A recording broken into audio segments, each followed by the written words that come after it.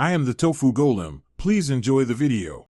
You start right now by confirming your iPhone model and iOS version so you know which battery firmware applies. Back up the device to iCloud or Finder. Once done, make sure the backup completes. Charge to over 20% or plug in a light. This prevents shutdown during diagnostics. Gather tools, a pentalobe screwdriver and a spudger. These first steps avoid data loss and allow safe disassembly. Do not proceed until backup and charge are verified. Once done with prep, check settings battery health and read the unverified message. Note any serial mismatch. Power the iPhone fully off.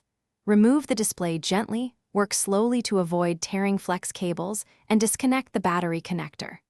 Document connector positions with clear photos. This helps if connectors look similar. Install a genuine or correctly matched replacement battery, seat it fully, reconnect the battery and display. Then torque screws to original positions before reassembly, so the device recognizes the new component.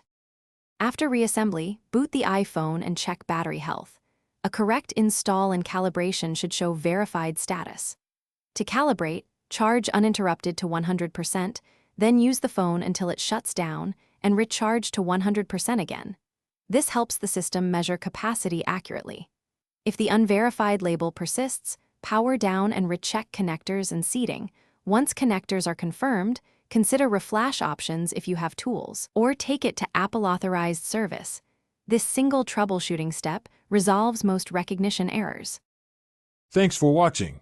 Consider subscribing if we helped you today.